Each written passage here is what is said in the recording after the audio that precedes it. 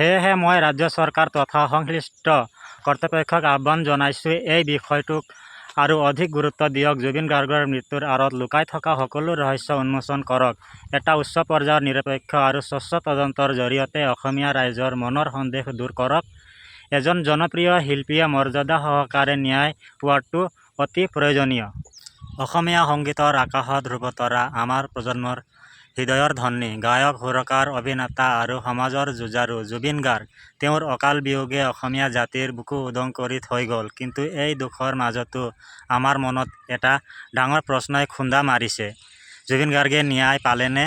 তেওঁৰ মৃত্যুক লৈ আজিও বহুতো প্ৰশ্ন অনুত্তৰিত হৈ আছে। সেয়েহে আমি সকলোৱে একেলগে মাত মাতিছোঁ ন্যায়ৰ বাবে, সত্যৰ বাবে। জুবিন দাৰ প্ৰতিটো অনুৰাগী পক্ষৰ পৰা আমি অনুৰোধ জনাইছোঁ, জুবিন গাৰ্গৰ মৃত্যুৰ আঁৰত লুকাই থকা সকলো সত্য উদঙাই দিয়ক।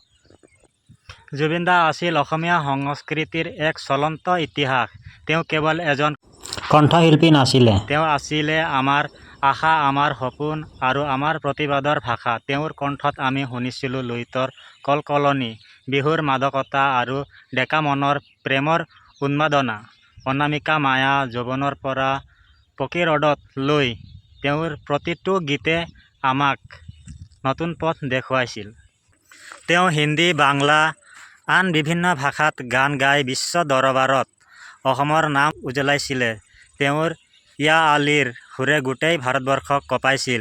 জুবিন গাৰ্গ আছিল অসমীয়া সংগীত জগতৰ বাবে ডক্টৰ ভূপেন হাজৰিকাৰ পিছৰ এক বৃহৎ প্ৰেৰণা। 12টা বাদ্যযন্ত্ৰ বজাব পৰা, প্ৰায় 40,000তকৈ অধিক গীতত কণ্ঠদান কৰা এই শিল্পীজনক আমাৰ বাবে অসমৰ অমূল্য সম্পদ। কিন্তু ইয়াৰ উপৰিও তেওঁ আছিল এজন মানৱদৰদী ব্যক্তি। সমাজৰ প্ৰতিটো অন্যায়ৰ বিৰুদ্ধে তেওঁ মাত মাতিছিলে। প্ৰকৃতিত বুকুৱে বুকুৱে লগা এই শিল্পীজনে জনসাধাৰণৰ দুখ কষ্টৰ ভাগ লৈছিল। তেওঁৰ গীতত কেতিয়াবা ক্ষোভ, কেতিয়াবা প্ৰতিবাদ, আকৌ কেতিয়াবা সোণৰ অসম গঢ়াৰ সপোন ফুটি উঠিছিল। এনে এজন বৰেণ্য শিল্পীৰ মৃত্যু অতি স্বাভাৱিক নাছিল। সংবাদ মাধ্যমৰ খবৰ অনুসৰি ছিংগাপুৰত স্কুবা ডাইভিং কৰিবলৈ গৈ তেওঁ দুৰ্ঘটনাত পতিত হোৱা বুলি কোৱা হৈছিল। কিন্তু এই কাৰণ সম্পূৰ্ণৰূপে সন্তোষজনক নহয়। তেওঁৰ মৃত্যুক লৈ বিভিন্ন মহলত সন্দেহৰ সৃষ্টি হৈছিল। আমাৰ প্ৰশ্ন, আচলতে কি হৈছিল সেইদিনা তেওঁৰ লগত? কোন কোন আছিল? তেওঁৰ মৃত্যুক লৈ তদন্ত কিমান দূৰ আগবাঢ়িল? জনসাধাৰণক কিয় স্পষ্ট তথ্য দিয়া নহ'ল? তেওঁৰ ভিছেৰা পৰীক্ষাৰ প্ৰতিবেদনৰ ফল কি হ'ল? সেই প্ৰতিবেদনত কিয় ৰাজহুৱা কৰা নহ'ল? বন্ধুসকল, যদি এজন ইমান ডাঙৰ শিল্পীৰ মৃত্যুক লৈ সত্যটো লুকুৱাই ৰখা হয়, তেন্তে সাধাৰণ জনতাৰ ন্যায়ৰ ওপৰত আমাৰ বিশ্বাস ক'ত থাকিব? জুবিন দা কেৱল এটা নাম নহয়, এটা শক্তি। তেওঁৰ ন্যায়ৰ বাবে মাত মতাটো আমাৰ নৈতিক দায়িত্ব। আমি কাৰো বিৰুদ্ধ অভিযোগ কৰা নাই, কিন্তু আমি সত্যটো জানিব বিচাৰিছোঁ। সেয়েহে মই ৰাজ্য চৰকাৰ তথা সংশ্লিষ্ট কৰ্তৃপক্ষক আহ্বান জনাইছোঁ, এই বিষয়টোক আৰু অধিক গুৰুত্ব দিয়ক। জুবিন গাৰ্গৰ মৃত্যুৰ আঁৰত লুকাই থকা সকলো ৰহস্য উন্মোচন কৰক। এটা উচ্চ পৰ্যায়ৰ নিৰপেক্ষ আৰু স্বচ্ছ তদন্তৰ জৰিয়তে অসমীয়া ৰাইজৰ মনৰ সন্দেহ দূৰ কৰক।